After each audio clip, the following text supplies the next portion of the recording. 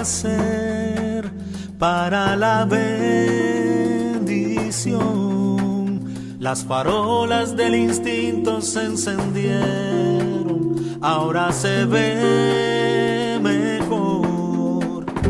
Se hizo la luz. Queridos vinonautas, mi nombre es Javier Méndez y soy sommelier y esto es Arte y Vino, un programa que arranca hoy para mezclar, bueno, como su propio nombre indica, el arte y el vino. Por aquí van a pasar grandísimos artistas sobre los que vamos a profundizar sobre su vida, y otra de las cosas que vamos a intentar es que pasen un rato ameno y aprendan un poquito de vino. Vamos a mezclar las vidas de esos artistas, su obra, las cosas que ellos han hecho. Vamos a intentar aprender un poquito más de ellos y conocerlos mejor. Y, por supuesto, entre medio de eso vamos a ver la vinculación que ellos tienen con el mundo del vino y de qué manera todos podemos aprender. Tengo a mi lado dos personas muy importantes para mí. En estos momentos no se ven, pero pronto las van a conocer. La primera, a mi izquierda, tengo a mi productor, la persona culpable, en el buen sentido de que hoy nos encontremos aquí, en este programa de Arte y Vino. Se llama Pablo Sotolongo y es... Ahí le tenemos a mi lado. Es la persona que yo hacía un tiempecito que ya no estaba en los medios y él pensó que yo era la persona ideal para dirigir este programa. Pablo, muchísimas gracias por confiar en mí. Le agradezco muchísimo porque gracias a eso hoy estamos en este programa al que deseamos una larga vida y deseamos que sea del agrado de todos ustedes y le disfruten muchísimo. Gracias, Pablo. Muchísimas gracias. Sí, Javier, yo creo que es bueno que se diga como parte del proceso televisivo cuando pensé en este tema del vino, porque soy aficionado al vino, me gusta consumir vino con medida. Creí que en algún momento, sabiendo que usted era sommelier, nos podía dar algunas indicaciones sobre el manejo, la cava, los maridajes. Pero quiso la vida y a partir de la conversación que hemos tenido, quisimos hacer, a Dios gracias, a partir de la conversación, reitero, con Javier, hacer un programa más amplio, más artístico y donde, como ya él dijo, podamos mezclar el vino y el arte. Porque al final, vino el arte. Van unidos, sí señor, van unidos, exactamente. Bueno, si me ven la cara de felicidad... es por muchos motivos. El primer motivo por este inicio de este programa que pretendemos va a ser muy bonito y muy interesante. Pero aparte de darle las gracias a mi amigo Pablo como productor, yo creo que sería absolutamente imposible arrancar este programa con un invitado mejor que el que tengo hoy. He tenido, o sea, normalmente no lo suelo hacer, pero tengo un montón de anotaciones porque no solamente es un invitado ilustre, sino es un amigo mío personal que ha tenido la deferencia conmigo de venir a inaugurar. No podía ser una persona mejor que ella. Y la verdad, no sé muy bien cómo presentarle, porque para mí simplemente es un genio. Es músico, es compositor, es productor, es arreglista, es guitarrista y es cantante. Es todo. Es mi amigo Pavel Urquiza. Bienvenido, Pavel. Muchísimas gracias por estar aquí con nosotros. Es un honor tenerte aquí, maestro. Y vamos a hablar un poquito bueno, iba a decir de tu vida y de tu obra, pero es bastante complicado porque tu vida y tu obra son tan amplias que vamos a ver qué podemos tocar. Vamos a hablar y a disfrutar del momento. Vamos a tocar todas las facetas. Vamos a empezar por lo primero. Pavel, nombre nacido en Kiev. Nacido en Kiev, en Ucrania, en el 1963. Y me han dicho que estaban haciendo una misión, estaban tus padres. Mis padres, muy jovencitos, fue la primera brigada que fue a estudiar a la Unión Soviética, en la época, tú sabes, principio de la Revolución Cubana, y los mandaron para allá, a los dos jovencitos. Nací yo.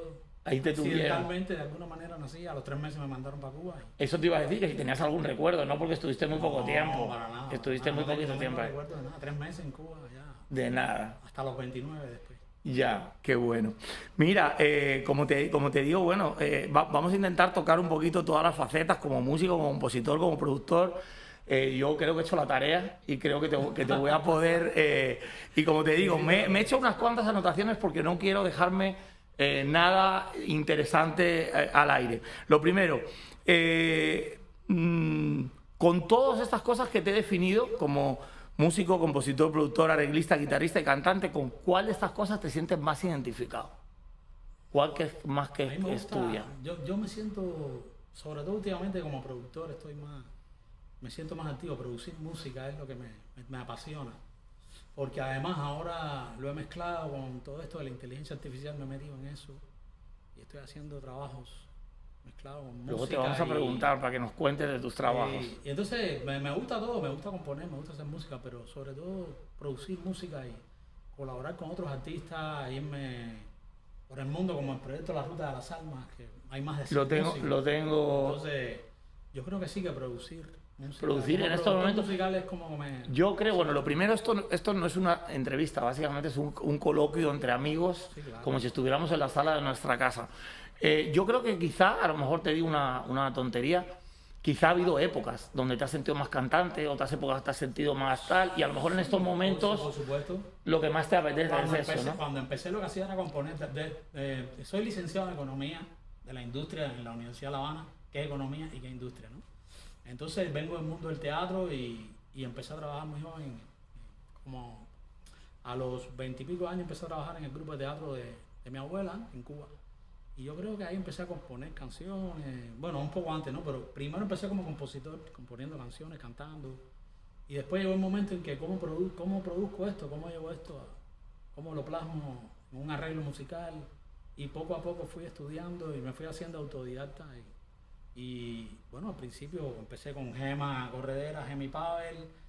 Nos fuimos a España y ahí empezó. El primer disco nuestro es del año 1994. Yo te iba a preguntar ahora, porque quiero llegar a ese punto como que por partes. Mira, Pavel empieza a tocar la guitarra y a componer en su adolescencia. Sí, en adolescente, sí.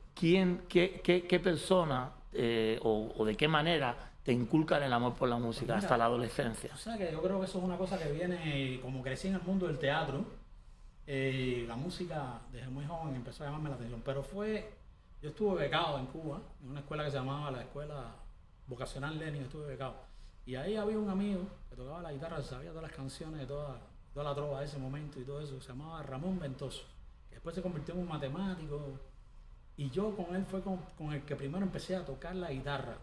Recuerdo que en Las Vegas nosotros dormíamos en albergues, tú sabes, habían 60 personas durmiendo, y a veces yo... tú sabes, ponía a todo el mundo ahí, yo estudiando la guitarra y todo el mundo se volvía loco, suéltala ya, déjame descansar, dormir. Pero entonces fue el primero que me enseñó a tocar la guitarra y ahí empecé poco a poco. ¿No hay antecedentes de parte de tu familia ni nada? De parte de mi familia, yo tengo mi abuelo que yo no conocí, el padre de mi padre, Gilberto Urquiza, que fue un gran compositor y tuvo varios grupos en Cuba, el trío Urquiza, el trío Habana, después se fue a México, como en el triunfo de la revolución se fue a México y ahí tuvo otra familia, pero yo no lo conocí, Gilberto Urquiza, por ahí me viene la sangre, ¿no? De la música, claro. Pero en el grupo de teatro, obviamente las influencias, Marta Valdés era la asesora musical del grupo de teatro, Ahí voy. y ahí tenía las influencias muy grandes de su música, de su arte, ¿no? Pero realmente para tocar el instrumento fue cuando estaba becado, como a los 14, 15 años por ahí. ¿Y qué ocurre en el 1990 que cambia tu vida musical y personal? No, nada, que Marta Valdés me llama para formar parte de una peña que ella hizo en La Habana, justo en el patio de una casona colonial del Vedado, que pertenecía a Teatro Estudio, y me llama, me invita a Gema Corredera por su parte, y ahí surge el dúo musical Gema y Pavel, que bueno, para mí es lo más importante que yo he hecho musicalmente en toda mi carrera musical, ¿no? O sea, valga la redundancia, porque estuvimos desde el año 90 hasta 2012, más o menos, 2010, 2011, 2012, no me acuerdo, sí, creo que 2012, con un periodo ahí de un par de años, que no, pero imagínate, más de 20 años, casi 20 años trabajando juntos, 20 y pico, y ahora hemos vuelto otra vez a hacer cosas, y con discos muy emblemáticos, no solo para nosotros, sino de alguna manera en la historia de la música cubana reciente y contemporánea hay un... Bueno, vamos a Porque aprovechar. además tuvimos la suerte también de trabajar con músicos que son... Bueno, ahora los voy a citar unos cuantos. Ahora voy a citar unos cuantos. Vamos a aprovechar el momento porque, bueno, Pavel tiene una relación personal de amistad de muchísimos años, muy bonita con Gema, pero yo personalmente adoro a Gema, soy amigo de ella, tengo ese orgullo y bueno, no ha podido estar aquí con nosotros, pero desde aquí Pavel y yo la mandamos un besito grande. ¿Seguro? Porque ella tiene un viaje ahora pendiente, no sé si es mañana o pasado y no ha podido estar, pero bueno, la mandamos un besito de aquí y la queremos mucho, simplemente que quede constancia. Ahí voy a la siguiente parte. En 1990 Gema y Pavel abren un capítulo en la historia, definitivamente en la historia de la música cubana. Y ustedes han hecho cosas, han compartido escenarios. Yo tengo aquí unos poquitos que me he podido apuntar, pero es una locura. Con Ketama, de mi tierra, con Alejandro Sanz, con Tito Puente, con Pablo Milanés, con Martirio, con Compay Segundo, con La Vieja Trova, Marta Valdés, por supuesto, con Carlos Cano, con Pedro Guerra, y ahí me agoté. Pude seguir apuntando, pero me agoté. Con Ketama incluso grabamos en un disco de ellos. Y yo compuse con ellos, en los 3 últimos discos de Ketama, yo compuse temas ahí con ellos. Sí, ha sido, de verdad que hemos tenido una inmensa suerte y un inmenso privilegio de haber estado con todos esos músicos y además de haber también grabado con músicos genios de la música como Robertico Carcasés, December Bueno, Elmer Ferrer, esa gente que grabaron el primer disco nosotros, que eran jovencitos y le aportaron a ese disco una magia increíble, Trampas del Tiempo. Ruy López Nusa también. Muchísima gente. Pero bueno, además compartir escenario con todos esos que has mostrado ahí ha sido un aprendizaje y un crecimiento, porque llega un momento en el que ya llevas tanto tiempo tocando que ya no hay un concierto malo, ¿entiendes? Siempre el oficio se te posa, se te mete dentro y aunque tú no estés muy satisfecho, siempre lo vas a hacer bien, claro, de cara al público, ¿no? Claro. Y eso fue todo de nuestros primeros años que fueron ahí en España. Tremendo. Maravilloso. Tremendo. Vamos a parar. Los primeros años en España fueron intensos. Locos. Vamos a llegar a ese punto. Mira, ese camino te lleva aparte ya sales de Cuba, te llega a viajar, a conocer un montón de países. Y yo no sé si eso hace que tú, con lo creativo que eres, yo me he apuntado aquí, algunos tienen mucha cultura musical de muchos estilos. Yo me he apuntado aquí unos cuantos. Feeling progresivo, guaguancó flamenco, tango, flamenco con son, bolero, feeling, bomba, macuta, timba, funk, chachablú y trovallás. De verdad que tú, de verdad. Son cosas. Tú sabes que todas esas cosas se hacen un poco para llamar la atención en las cosas de las plataformas y las redes sociales y el marketing. Increíble. Pero esas son cosas músicas que yo fusiono en mi propia Pero has música. hecho cositas. Están ahí. Has hecho cositas con esos estilos. Y el feeling progresivo, de hecho, es un disco que se llama así, Feeling Progresivo, porque el feeling no es otra cosa que las influencias del jazz en la música cubana, que en los años 40 empezó con José Antonio Méndez, César Portillo de la Luz, Elena Burke, Omar, toda esa gente que empezaron en esa época en casa de, ¿cómo se llamaba? No me acuerdo, de Angelito. En los años 40 empezaron ahí con las influencias del jazz americano, lo metieron en la onda cubana y eso salió una cosa riquísima que me encanta, que Marta Valdés es una de las grandes exponentes de ese género de feeling. Y yo, de alguna manera, Gema y yo tuvimos, de hecho Gema siempre, cuando habla de cómo empezó a ella, lo que le llamó la atención realmente cuando era más jovencita, que empezó con Leopoldina Núñez, fue la música de Marta Valdés, justo por esas cosas del jazz, de la armonía del jazz, ¿no?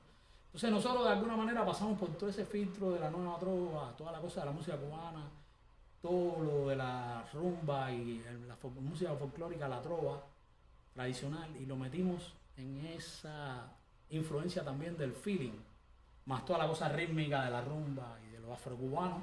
Y entonces por eso de alguna manera es como un feeling progresivo, ¿no? Porque es como...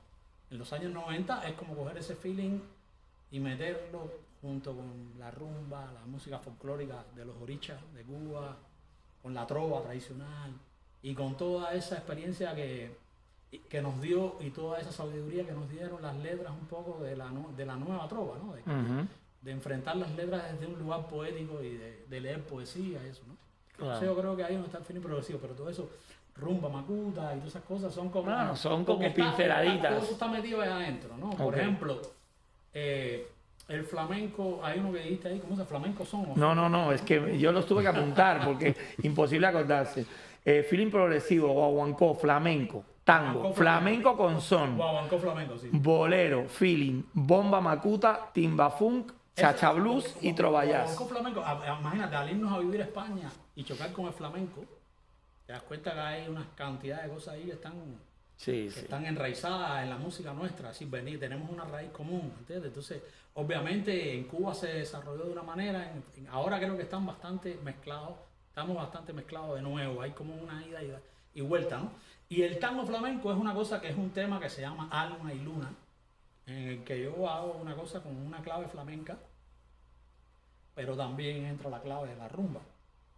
Entonces ahí ya ves, esto es un guaguancó flamenco, ¿entiendes? Pues yo creo que eso es lo más bonito que tiene la música, que o sea, Y es además, infinita las claro, posibilidades. y a ¿no? Javier Rival, que es un gran exponente de la música de autor de España, un monstruo, Javier Rival, y a Saray Muñoz, que es otra cantante, una flamenca, una gitana que tiene un arte guilla vaya, que se la pisa. Los gitanos normalmente tienen mucho El arte. duende, como dice ella, en el documental La Ruta de las Almas, ella dice, porque los cubanos y los gitanos al principio, no, pero ya cuando entramos y encajamos, tío, ya entramos, ¿no? Ella dice, el duende nos junta y bueno, de hecho ahí está el ejemplo, Alain Pérez, Monstruo. tocando con Paco Lucía y con todos los grandes. Entonces, Fernando Fabier, que es un gran músico que ya hasta los gitanos estudian con él el flamenco porque ha aprendido tanto todo eso. Entonces ya eso está ahí mezclado. Yo le digo música iberoamericana del mundo. Tú fíjate si De empastan. Persia a la Patagonia. Fíjate si empastan. Que hay una anécdota, yo como español, ¿no? Al fin y al cabo, he seguido, para mí, mi Paco Lucía es lo más grande. Pero, evidentemente, paralelamente a eso seguía Olaín, porque empezó con Paco de bajista.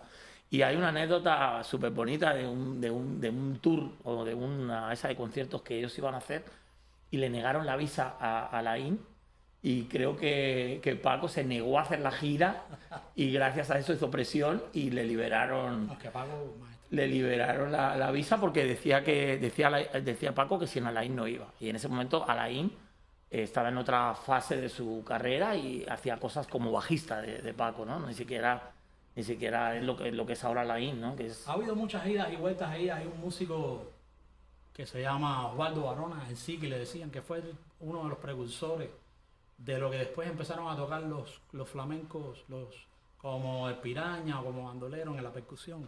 Lo que pasa es que ese muchacho tuvo un problema, estuvo preso, tuvo un problema grave y se desapareció del mapa. Pero hay mucha gente que ha ido mezclándose con la cosa del flamenco y los gitanos han empezado.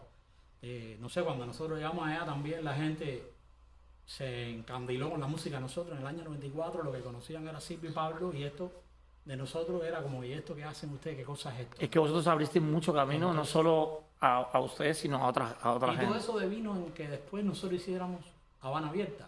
Habana Abierta. Porque todo el mundo nos decía, ¿pero ustedes qué hacen? ¿Qué es esto? No, esto es una vez en Cuba, la música ha evolucionado y hay unos muchachos también allá y empezamos a hablar de todos ellos, de Anito, Alejandro, de Mori, de Medina, de Pepe del Valle, Villalón, Barbería. Gente muy talentosa, Entonces, ahí surgió todo ese proyecto que fue que devino primero en Habana Oculta, en un disco que grabamos en La Habana en el año 95. Nos fuimos con $7,000 para allá, que nos dio la discográfica, que los convencimos en un apartamento en La Habana, clandestinamente grabamos ese disco. Wow. Y eso vino en todo lo que vino después, ¿no? Año 95. Ya después vino el disco Habana Abierta y después vino el 24 Horas, que es el otro disco, ¿no? Maravilla.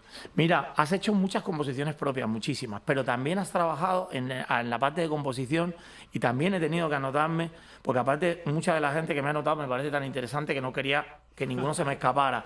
Artistas de talla mundial como Ana Torroja, sí, la MK, ¿no? Ella grabó un tema mío. Ok, Ana Torroja, Miguel Bosé. Los dos grabaron ese mismo tema, lo hicieron después en un disco que se llama Girados. Ok. Un tema que se llama Diosa de Cobre. Ok. Se llama Ochun, Es un tema pauchún. Pauchún. Sí, Abita, Ketama, Cristina del Valle, Yusa, Luis Enrique. sí, toda esa gente. Un montón de grandes. Sí. Esa gente tú has hecho composiciones para ellos. Albita me encargó, aparte que es mi amiga y la admiro, que es una... Un besito para Albita desde aquí. Sí, señora, Albita grande. Ella me encargó ella estaba haciendo un disco que se llama Toda una vida y quería hacer una parte de música afrocubana y me encargó una suite ahí, yo se la hice. Pero después hemos hecho cosas así juntos y ahora cada rato nos vemos y queremos hacer cosas, tú sabes, seguimos siendo siempre. Después le hice una versión para un tema de ella que se llama ¿Qué culpa tengo yo de haber nacido en Cuba? Con una pila artista también. Y Luis Enrique le produjo un disco en el año 2005 que se llama Dentro y Fuera. Y es un gran amigo también, un monstruo, tremendo músico, tremendo artista. Un tipo que siempre está buscando nuevos lenguajes. Nunca se quedó encasillado ahí Él era el príncipe de la salsa. Y como siempre me dice, y ya yo lo he tomado a decir, primero fue lunes que martes, ¿no? Si él era el príncipe de la salsa ya de los 80, después lo que pasa es que él no se quedó ahí encasillado. Y es un gran músico. ¿Qué más me dijiste? Bueno, te he dicho... Yusa. Su primer disco se lo produjo yo. Yusa, Cristina del Valle. Cristina del Valle, que me cantó un tema mío. Ella lo grabó con... un tema que se llama El secreto de Orión. Y Yusa es para mí una de las grandes artistas cubanas de los últimos tiempos. Una muestra, músico, intérprete, es una bestia. Un talento, de escenario, sí. un talento. Lo que pasa es que no tenemos país, ese es el problema, que no tenemos país. El mercado de la música cubana realmente no existe, se perdió. Sí. Los músicos cubanos, aunque estemos dentro o fuera, estamos viviendo en un limbo. Esa misma calidad puesta en otro lugar reacciona y funciona de una manera totalmente diferente. Porque no tenemos streaming. Porque en Cuba, ¿quién puede hacer streaming? La gente no puede acceder a las plataformas. No. Bueno, ahí ese tema de conversación salió hace poquito y fue muy interesante, aunque no es lo que nos gusta o lo que hablamos, estaban hablando con el tema del reggaetón, ¿no? Que estaban diciendo que muchas veces la diferencia entre la gente de Puerto Rico a nivel de reggaetón y todo eso y algunos otros artistas con muchísimo talento de Cuba muchas veces tiene que ver, yo creo que lo decía Lenier. Yo creo que Lenier es el que hace poco decía algo así, que las posibilidades son diferentes. No, por supuesto, imagínate tú, y además el reparto, que es otra cosa, diferente al reggaetón, tiene su cosa, el reparto. Que es urbano. El reparto es la clave de la rumba, el reggaetón de alguna manera es la clave de la bomba, y de la cumbia, es decir, es una clave latina también, ¿no? Son claves latinas, eso es lo grande que tiene. Lo que pasa es que todos estos monstruos como el Tiger o el mismo Lenier o Wampi, ¿no?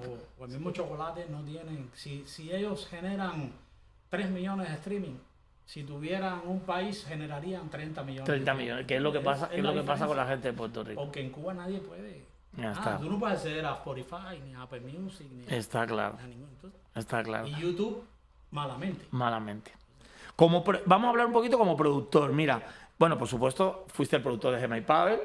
Pero Gemma también, los dos. Pero también has hecho cositas con Omar Portuondo, Virtudes Moreno, Giselle Solís, Habana Abierta, Juniel Jiménez, Sofía Rey, Sofía Toselo. No. ¿Te gusta la producción musical? Me encanta, te lo estoy diciendo. Eso es lo que está ahora. Yo siento que eso es lo que yo... Mi fuerte yo creo que es eso, producir música. Porque además siempre trato de llevar al artista, siempre trato de ver cuál es el mundo, de dónde viene el artista, ¿no? Y me voy por ejemplo, Giselle Solís, que es boricua, ese disco a mí me encanta porque me metí ahí en la onda de la bomba, de la plena y todo eso, y entonces el disco ese tiene una cosa de fusión con todas esas músicas, pero a la vez moderno, entonces me gusta. Y Juniel Jiménez es un tercero cubano que vive en Nueva York, que es un monstruo espectacular, increíble, y bueno, tuve el privilegio de producir con él el primer disco de él y tocar, y lo grabamos casi en vivo ahí en New York, en el estudio de Tony Bennett. Wow. Que ya no existe ya casi, creo que ese estudio ya no existe. Está pero en New Jersey. Uno de los clásicos. No, eso es... Una maravilla. Sí, toda esa gente que has dicho, para mí siempre ha sido un crecimiento, una experiencia y no ha sido reglas. Pero es que eso es lo que hace crecer, eso es lo que hace que no te encasilles y lo que hace que sigas creciendo. Y bueno, ya te digo, cuando yo empecé nosotros nos conocemos personalmente, igualmente yo te considero mi amigo, pero claro, cuando he profundizado, es que es excesivamente rico todo lo que has hecho. Es rico, o sea, Me siento de verdad que... has hecho muchas cosas. Pues estás tranquilo. Por haber tenido esa posibilidad, ¿no? Y hacerlo desde... Porque eso no era con que alguien ponía un dinero en una discográfica, eso era, tú sabes. Sí. Vamos a decir que son proyectos personales de los artistas, Ajá. que con mucho amor han querido hacer sus discos y yo también les he puesto ese amor. Claro. No sé, aquí no se trata de dinero, se trata de, Sí, muchas de veces. pasión y En de música amor. seguro. Desgraciadamente, estamos en televisión y eso quiere decir que ahora vamos a hacer una pequeña pausa. Yo tengo una pregunta para Pavel, de un proyecto de él. Yo no sé si en el tiempo que nos queda probablemente no va a tener tiempo de explicarlo. No sé, Pablo, si hacerle la pregunta ahora. ¿Nos quedan 2 minutos? 2 minutos, ok. Aprovechalo. Háblame del proyecto Congri Ensemble. Con Green Ensemble, ese proyecto me encanta. Justamente hoy puse un TBT de ese proyecto de 2018, un concierto en Austin, en un auditorium. Es un proyecto que coge la música cubana desde 1851, en el que se hizo la Bayamesa, hasta 1941, que se hizo Druma Negrita, que lo compuso Ernesto Grenet. Todo el mundo dice que es el Liceo, pero es Ernesto Grenet que compuso. Y lo hago con instrumentos antiguos. Cojo una guitarra romántica, y yo tengo una guitarra romántica de 1870. En España tocaba con otra guitarra romántica, y con instrumentos antiguos, cornetos mudos, flautas barrocas, con trabajo, percusión y también viola de gamba o vihuela de arco, como se llama originalmente el instrumento.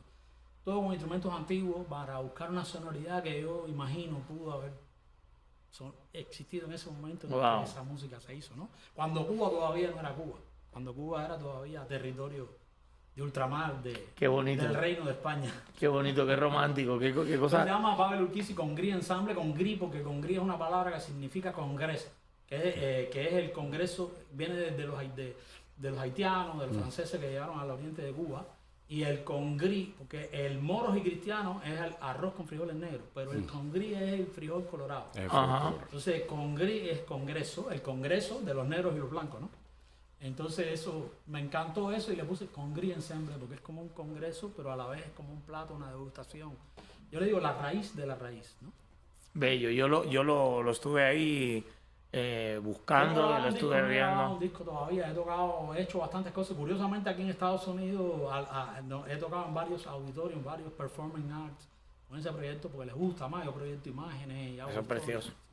Vamos a hacer, lo que nos quedan son unos poquitos segundos. Vamos a hacer una pequeña parada, pero no se nos vayan porque lo que viene es, si cabe, mejor todavía que lo que hemos hecho. Créanme, hay una sección muy bonita. Para mis queridos vinonautas, ya estamos aquí de vuelta. Bueno, busquen la palabra vinonauta, que existe. No se piensen que me la he inventado yo. Búsquenla. Para mis queridos vinonautas, seguimos con la segunda parte del programa con nuestro ilustre invitado, mi amigo Pavel Urquiza. Ya en esta segunda parte, por supuesto, vamos a seguir indagando en la obra del maestro, pero también vamos a introducir, porque como saben, el programa es Arte y Vino, y ya vamos a empezar a introducir unas pequeñas pinceladas de la otra parte, que es la parte del vino. Pero nos vamos a aprovechar de que Pavel vivió durante un tiempo largo en España para meternos por ahí. Pero vamos primero a preguntarle que nos hable un poquito del documental La Ruta de las Almas. Cuéntanos ese proyecto. Eso fue un documental que empezó en el 2011 y lo terminé en el 2016 con una presentación aquí en Miami, pero fueron 5 años de... Porque como siempre te digo, no había el dinero así de... y me acompañaron en las cámaras grandes amigos del mundo de la visualidad en España, David Arenal sobre todo, que fue un hermano que me acompañó. Es un proyecto que partió de mi inquietud con respecto a cuando empecé a conocer las músicas folclóricas en España, toda la cosa del pandero cuadrado, la cosa de los romances, la música de las décimas y toda la música del flamenco. Y uno de los grandes cultores, Eliseo Parra, que es un gran músico y maestro. Empecé a romperme la cabeza de dónde había venido toda esa música de Al-Ándalus, ¿no? Toda la cosa del mundo sefardita, del mundo de Sefaradi, de Al-Ándalus, pues todo eso que se cocinó en un momento determinado me conectaba con muchas músicas de Latinoamérica, ¿no? Es decir, nosotros venimos de todo esto está conectado de alguna manera. Y de hecho, el que puso la semillita de la música andalusí fue un persa, Siryap, en el año 822 de ahí, que además era negro porque era hijo de esclavos libertos, Wow. que tocaba el ud y era un maestro, le decían el mirlo porque cantaba como los dioses, y llegó a Córdoba en el año 822 al califato y músico de la corte de Abderramán I, creo que era Abderramán I, y ahí plantó para mí la semillita de lo que era la música hoy en día del sur de España, ¿no? Que es la música que se conoce como el flamenco. La gente piensa que la música del norte de África es la que ha influido, pero es al revés. Esa música, ahí se crearon formas musicales como la maxaja, que después se fue a todo el Medio Oriente e España influyó a todo el Medio Oriente después de eso. Eso fue en el 822, en el 850 creó un conservatorio de música, que para mí es el primer conservatorio de música occidental, para mí, desde mi punto de vista. Y eso me empezó a volar la cabeza. Quiero ser rápido porque sé que no tenemos mucho tiempo. No, porque es un tranquilo. proyecto que duró 5 años, con eso te digo. Y en un viaje que hice a Israel justamente, ahora mismo es muy triste todo lo que está pasando ahí, pero en un viaje que hice a Israel, estuve en Jerusalén, empecé a caminar por aquellos lugares y me di cuenta de que al final todos estamos conectados por esas 3 culturas monoteístas, musulmana, la judía y la cristiana, y que todo parte de esas idas y venidas del Mediterráneo y del Caribe. Yo le digo como un símbolo infinito, ¿no? Son como un espejo el Mediterráneo y el Caribe, y ahí se alimentaron todas esas músicas. Y me hizo pensar, oye, esto no es del Río Bravo a la Patagonia, esto es de Persia a la Patagonia, de los Pirineos a la Patagonia, ¿entiendes? Iberoamérica, ¿no? Y Persia lo digo por Siryap, que llegó de ahí ¿sabes? Todo el califato, plantó la semillita, y había mucha influencia de ese mundo del Medio Oriente en España, en ese 711 que llegaron a España y se fueron en Eso te iba a decir, acuérdate que estuvieron muchos años. Expulsaron a españoles musulmanes y a españoles judíos. Sí.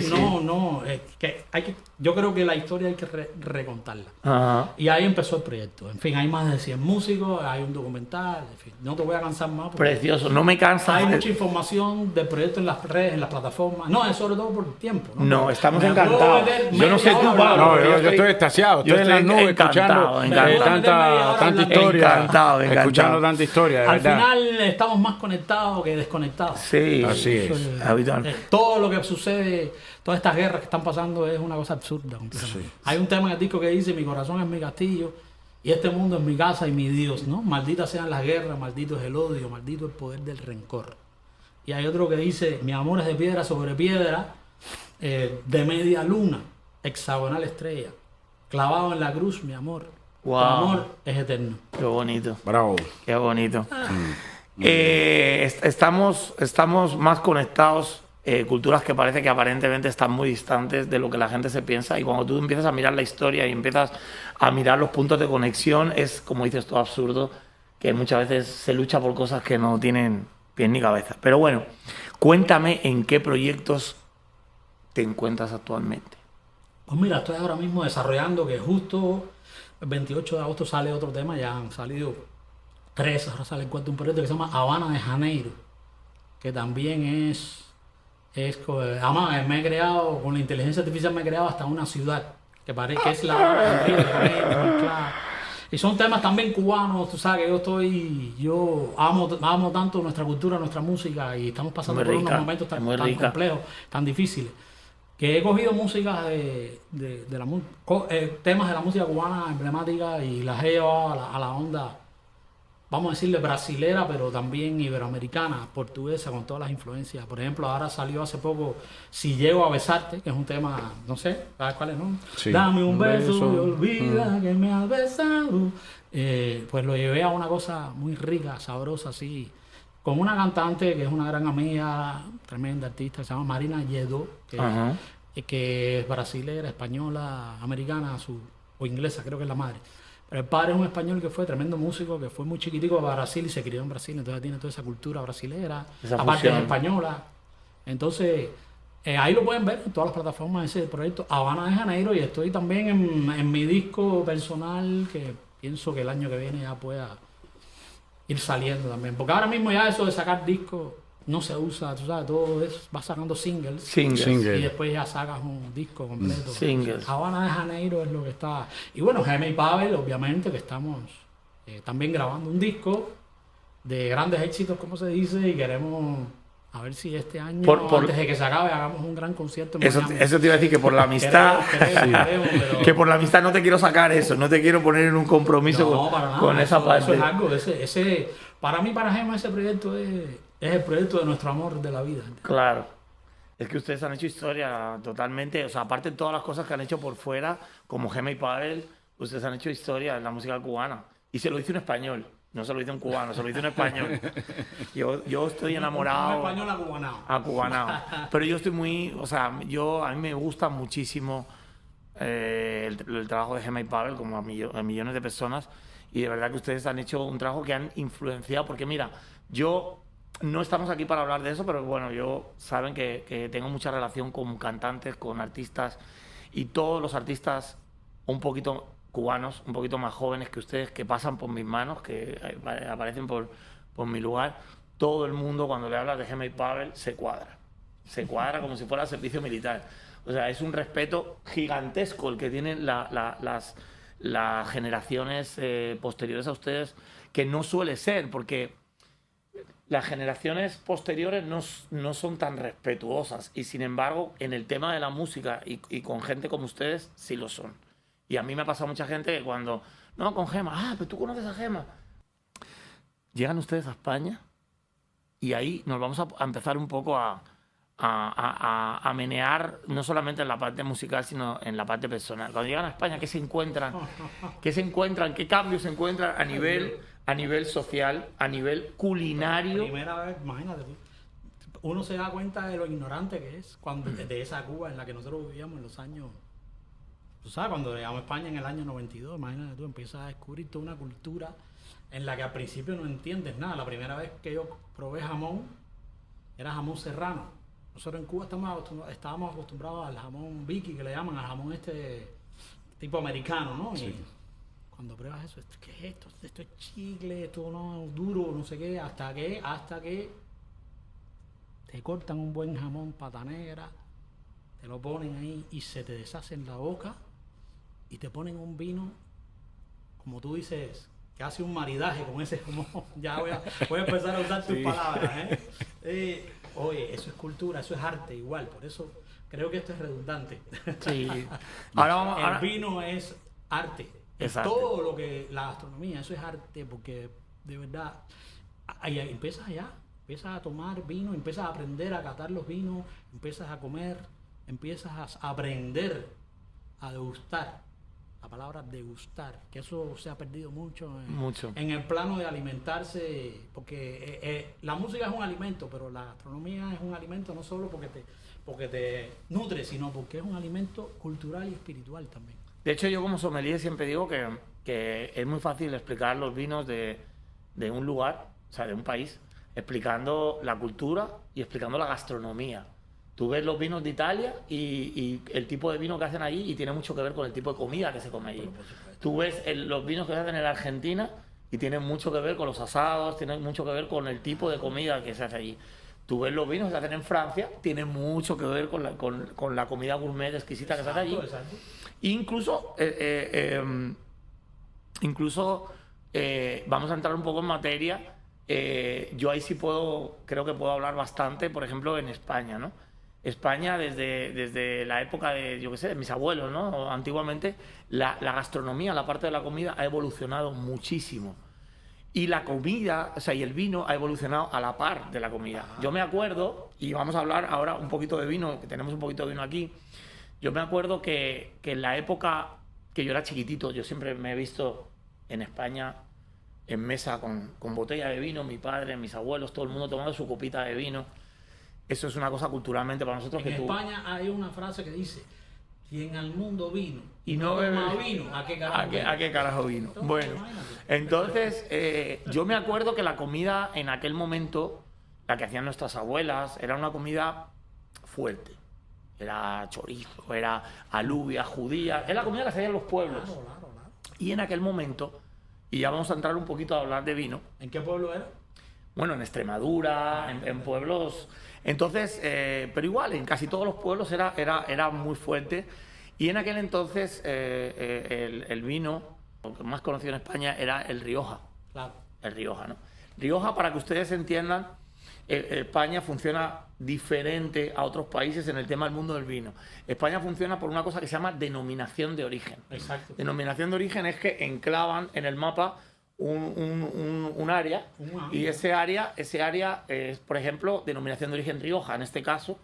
Y en ese área, para que tú estés certificado, tú tienes que hacer el vino de una determinada manera. Tienes una serie de uvas autorizadas, la crianza tiene que ser de una determinada manera. O sea, ellos te regulan un poco en ese área la forma en que tú puedes hacer el vino. Luego hay una parte que, por supuesto, la dejan a tu creatividad, pero hay una parte que sí tiene mucho que ver con eso. Entonces, para que tú tengas la etiqueta de calidad de tú pertenecer a esa denominación de origen, tienes que hacer el vino de esa manera.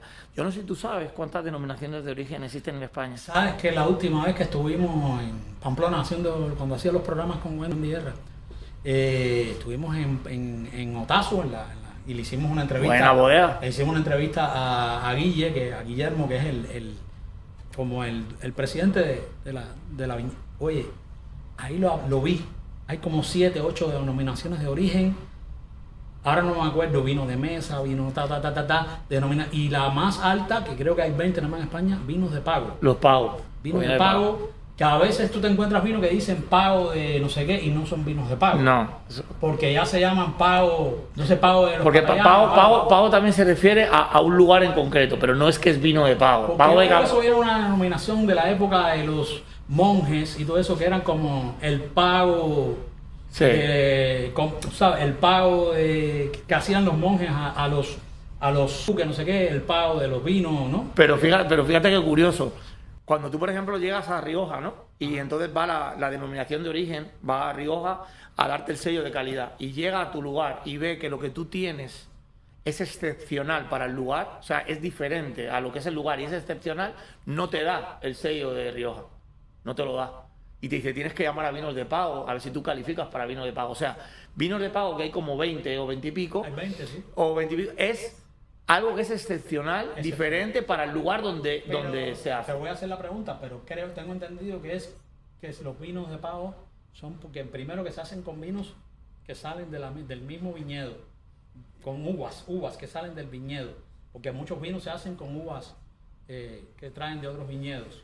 No, pero no, esa no es una condición obligatoria. Lo que sí es verdad que los vinos de mucha calidad y los de pago son de mucha calidad, casi siempre o siempre tienen que ser con una uva que haya sido seguida, o sea, haya sido controlada. Y normalmente hay veces que en algunas denominaciones de origen por eso son mucho menos. Bueno, para empezar, en España tenemos, la gente no lo sabe, la gente conoce las principales. En Miami se habla mucho de Rioja, de Ribera de Duero, de Rías Baixas, que en realidad no se habla de Rías Baixas, se habla de Albariño, sí. Pero no es el Albariño, es Rías Baixas, Albariño es la uva, y de cava, el cava, el espumoso. Ok, esas son las 4.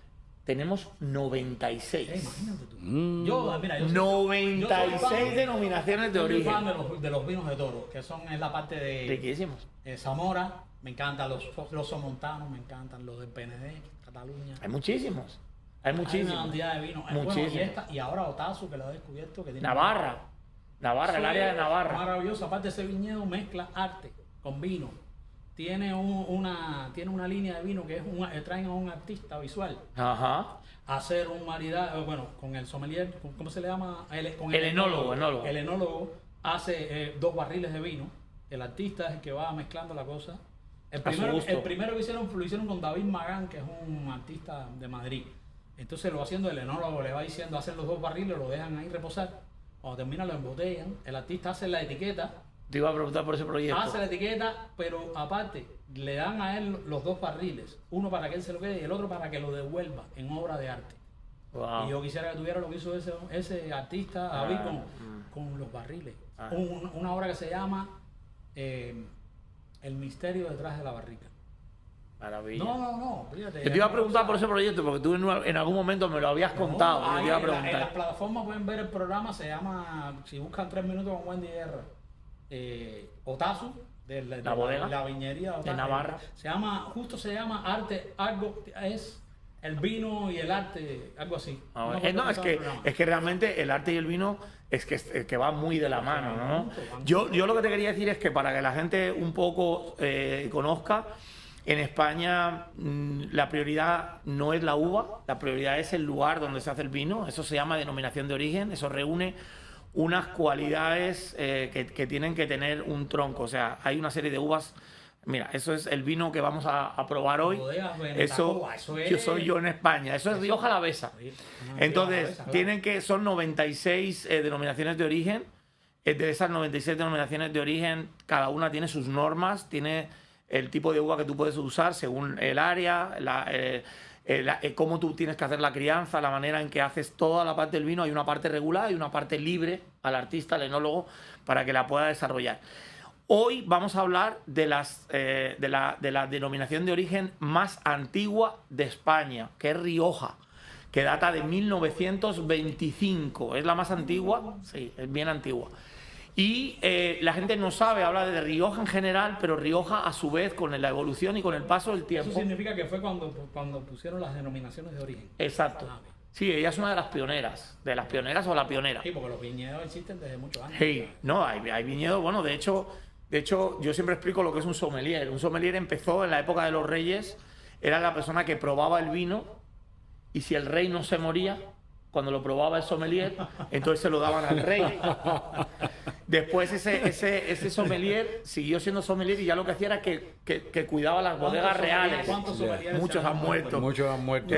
Gracias a Dios a mí me cogió más tarde. Hay que hacer un homenaje a los sommeliers. Pero lo que pasó fue que después el sommelier cuidaba las bodegas, se aseguraba del rey y viajaba con él llevando sus bodegas de vino para que tuviera siempre...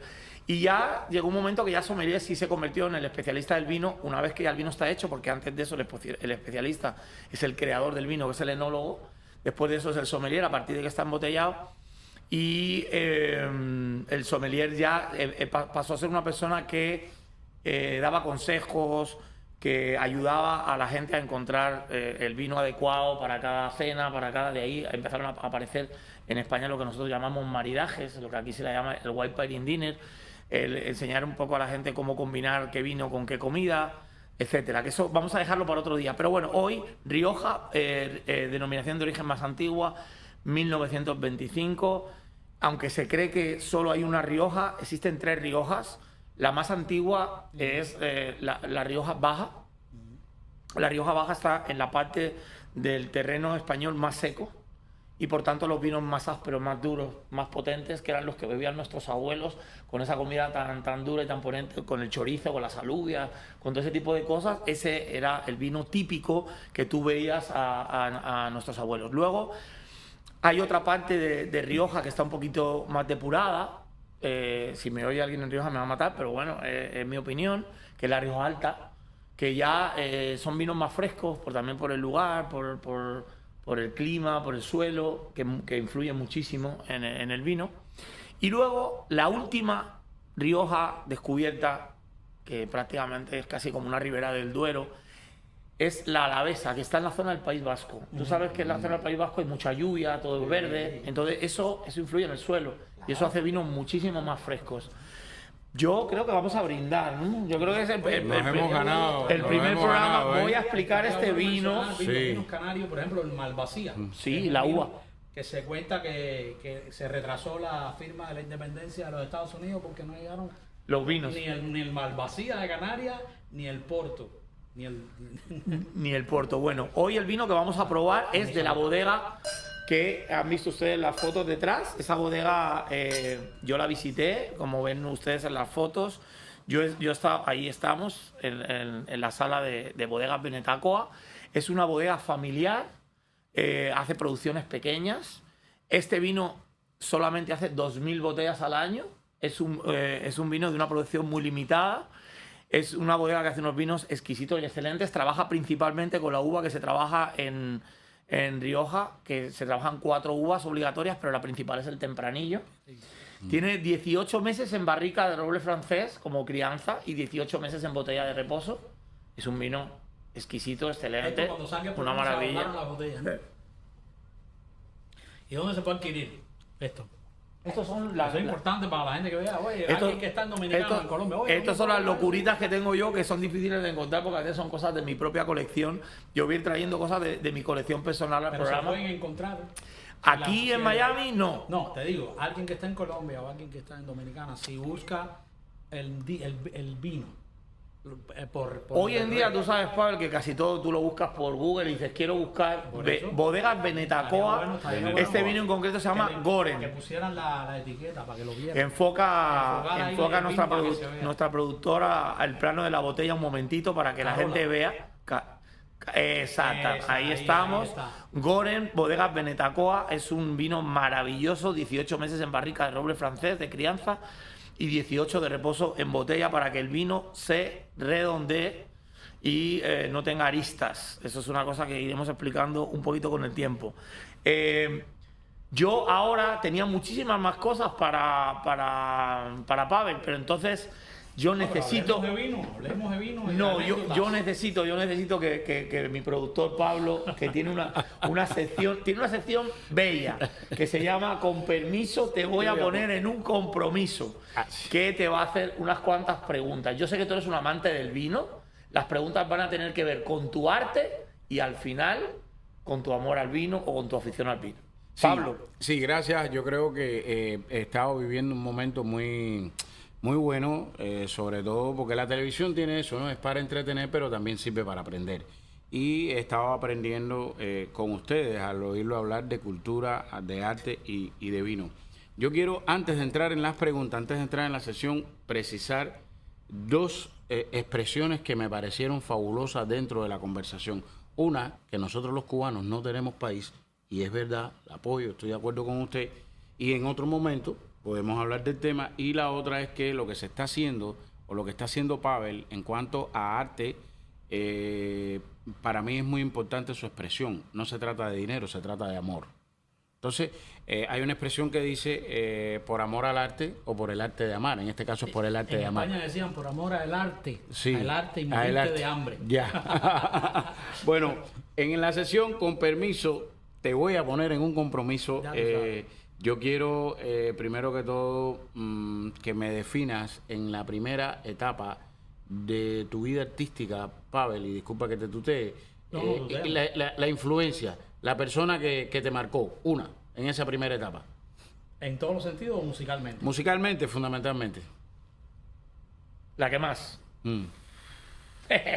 Bola de nieve, cuando yo era un niño, mi mamá me lo ponía y nunca se me olvida. Yo mañana voy a ver a Juan Gualberto, porque aquí todo el mundo se hace los muertos. No me extraña que hayan Ese mencionado monstruo, ese a, monstruo. al Bola, me Mi parece mamá, bien. que en paz descanse y vaya, me ponía. Ya. Bola.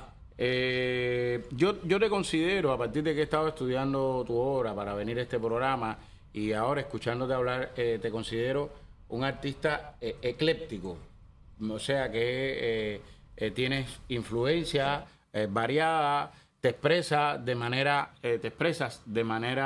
variada. Ahora, dentro de eso, todos esos estilos musicales de los que se ha hablado aquí, si tienes que hablar, decir, me comprometo, me siento identificado, sé que los trabajas todos, pero hay uno en el que tal vez más cómodo te sientas. De esos estilos, de todo eso que hemos hablado, ¿cuál es? Yo creo que es justo ese, el feeling, El feeling progresivo. Feeling Esa progresivo. la descarga. Feeling progresivo. Lo que solo lleva a una cosa rítmica, más.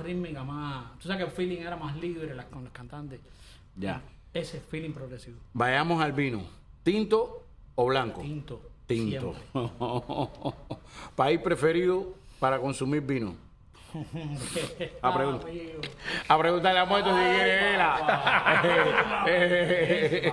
Bueno, defínete. España, papá. España, brindemos por la madre patria. Eso no hay, quiero no hay, aclarar para mí, algo, para mí aunque no no lo hay. crean, yo también Y tengo mira, antecedentes españoles, No, claro, dos y dos, mi hermano. bueno. Mira, en el documental hay un momento que se dice: quien no tiene de Congo tiene de Carabalí, pero quien no tiene de Sefardí tiene de Andalucía. Tiene Andalucía. Así que Bueno, todos estamos ahí. y quiero tocar un último tema dentro de la sesión, con permiso, que te voy a poner en un compromiso. Ahora te pido permiso para ponerte en un compromiso. Ponme.